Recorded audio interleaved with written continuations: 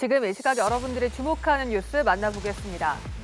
전두환 전 대통령 일가의 비리 의혹을 제기해왔던 손자 전우원 씨가 오늘 오전 입국했습니다. 폭로를 시작한 지 약 2주 만에 한국행을 택한 건데요.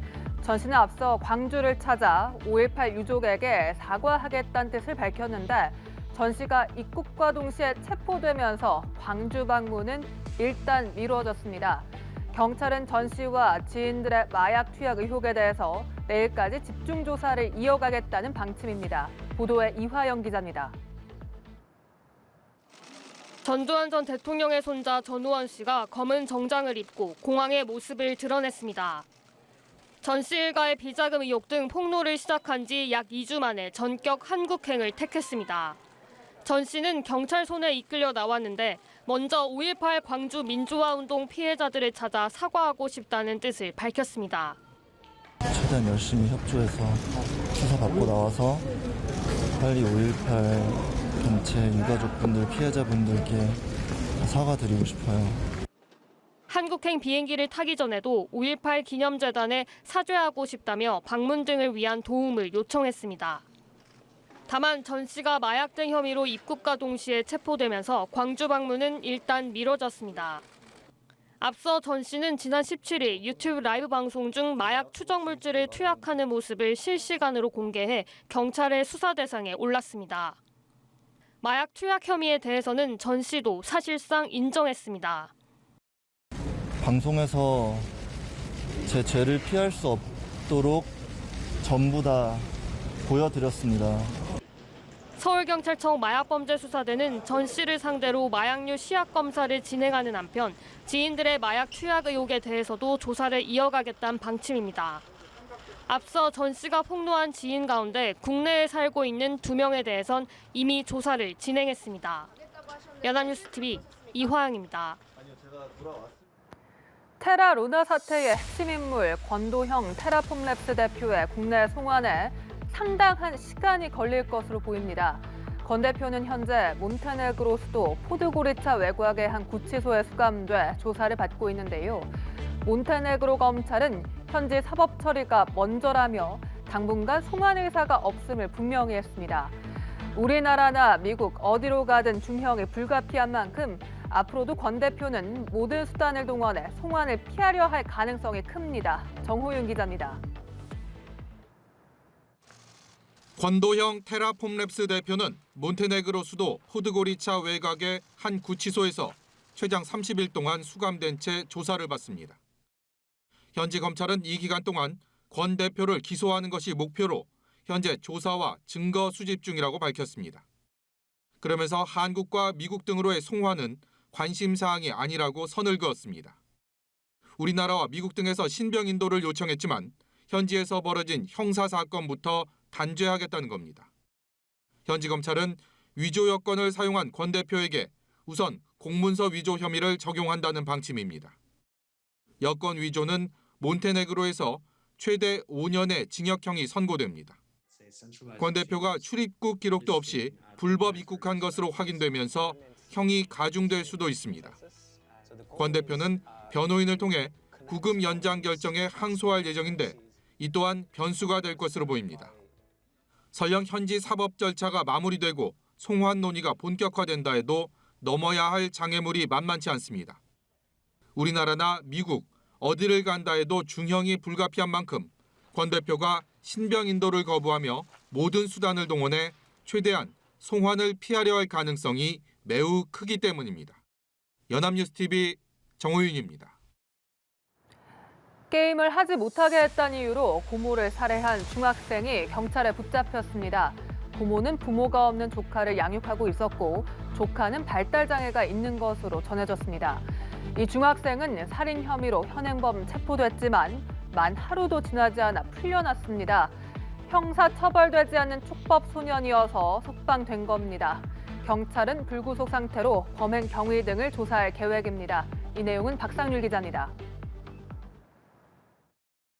지난 27일 저녁 7시 반쯤 서울 용산구의 한 빌라에서 누군가 급히 응급차로 이송됩니다. 잠시 뒤 할아버지와 초등학생으로 보이는 청소년이 경찰차에 올라타 뒤따릅니다. 중학교 1학년인 13살 A군은 자신을 돌봐주던 40대 고모에게 흉기를 휘둘렀습니다. 고모는 병원으로 옮겨졌지만 결국 숨졌습니다. 고모가 게임을 못하게 하자 A군은 순간 분을 참지 못해 범행을 저지른 것으로 알려졌습니다. 숨진 고모는 A군의 부모가 모두 사망하자 결혼도 하지 않은 채 A군을 돌봐왔던 것으로 전해졌습니다. 주민들은 A군이 평소 고모를 잘 따랐는데 발달장애 같은 증세를 보였다고 말합니다. 무슨 장애인지 모르겠는데 장애다 이거. 거동은 안 불편한데 좀 뭐 정신적인 뭐야. 발달장애? 그런 쪽이야. 고모 잘 따랐으니까. 껌딱지 했던 거 둘 다. A군은 살인 혐의로 현행범 체포됐지만 만 하루도 지나지 않아 풀려났습니다. 다만 가족들과의 분리를 위해 경찰은 일단 A군을 병원으로 보내 입원 조치했습니다. A군은 형사 미성년자인 촉법소년에 해당돼 형사처벌이 불가능합니다. 경찰은 A군을 불구속 상태로 조사하면서 정확한 범행 동기와 경위 등을 조사할 계획입니다. 연합뉴스TV 박상률입니다. 지난 13일 제주공항 옥상에서 정체불명의 드론 한 기가 발견됐습니다. 항공청은 이 드론이 공항 상공을 비행하다가 추락한 것으로 추정하고 있는데요. 사전 협의나 비행 승인을 거치지 않은 정체불명의 드론으로 확인됐습니다. 국가 중요시설 최고 등급인 제주국제공항에 드론이 무단으로 침입해 추락까지 한 겁니다. 공항 측은 뒤늦게 경찰에 수사를 의뢰했습니다. 자세한 내용은 김경인 기자입니다. 제주공항 국내선 여객선 터미널 옥상에서 정체불명의 드론 한 기가 발견된 건 지난 13일 오후 2시입니다. 공항 직원이 순찰 중 드론을 발견해 항공보안을 책임지는 제주지방항공청에 알렸습니다. 항공청은 이 드론이 제주공항 상공을 비행하다가 추락한 것으로 추정하고 있습니다. 하지만 공항 측이 통보하기 전까지는 전혀 이 사실을 알지 못했습니다. 드론이 발견된 여객선 터미널 옥상은 관제사 지시를 받아야 하는 관제 공역이자 비행이 제한되는 통제 공역입니다. 관련법상 이 구역에서 드론 같은 초경량 장치를 비행하려면 반드시 사전 승인을 받아야 합니다. 이를 어길 시 최대 500만 원의 벌금이나 과태료 처분을 받습니다. 이번에 발견된 드론은 사전협의나 비행 승인을 받지 않은 것으로 확인됐습니다. 국가중요시설 최고 등급인 제주공항 보안구역 내 드론이 무단으로 침입한 건 이번이 처음으로 알려졌습니다. 제주항공청은 지난 24일에야 경찰에 수사를 의뢰했는데 일단 테러 위험 등은 없는 것으로 보고 있습니다. 수사 결과에서 추가적으로 항공기에 영향을 주거나 공항 보안상에 영향을 줬던 증거 자료가 나오면 벌금 사항. 경찰은 드론의 비행 기록 등을 분석하며 소유주를 찾고 있습니다. 연합뉴스TV 김경인입니다. 급한 돈이 필요한 이들에게 정부가 100만 원까지 빌려주는 생계비 대출 사업 이번 주 시작됐죠. 예상외로 많은 사람이 몰리고 있습니다. 연이율이 15.9%나 돼서 당초 금리가 너무 높다는 지적이 있었지만 실제 창구에서는 금리보다는 한도가 적다는 아쉬움이 더 많았습니다. 민생 지원 정책이 호응을 얻는 건 좋은 일이지만 당장 수십만 원 구하기도 힘들 만큼 서민들의 삶이 팍팍하다는 뜻이기도 합니다. 이재동 기자입니다. 신용이 낮아 대출을 받을 수 없는 취약계층에 최대 100만 원을 지원해주는 제도가 시행된 첫날, 서울 광화문의 서민금융통합지원센터는 온종일 급전을 구하려는 이들로 북적였습니다. 15.9%이기 때문에 이렇게까지 많은 수요자가 있을지 몰랐지만 생각보다 많은 소액 생계비가 필요하신 서민들이 많다는. 평균 대출액 65만 1,000원, 1,126건의 대출이 첫날 이뤄졌습니다.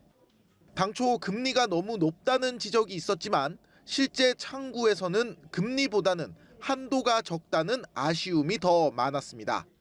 상담 예약에만 2만 5천 명이 몰려 이런 흐름이 계속되면 넉 달이 되기도 전에 은행 기부금 등으로 만든 재원 1,000억 원은 바닥을 드러낼 전망입니다. 금융당국은 재원 확대 방안을 검토 중이지만 긴급 생계비 대출 흥행으로 더 뚜렷해진 제도권 대출의 문제를 먼저 해결해야 한다는 지적도 적지 않습니다. 그만큼 급전 구하기가 어렵다는 상황이거든요. 대부업 같은 경우도 20% 최고금리로 이제 규제가 되기 때문에 시장의 실세금리 수준에 맞춰서 최고금리도 연동이 돼서 상향 조정되든가 해야 되는데, 가파른 금리 인상으로 최근 대부 업체들이 대출을 축소 중단하면서 취약계층이 불법 사금융으로 내몰리고 있는 상황. 금융감독원은 불법 사금융으로 피해를 봤다는 신고가 지난해 8월 기준 7,000건 가깝게 접수됐다고 밝혔습니다. 연합뉴스TV 이재동입니다.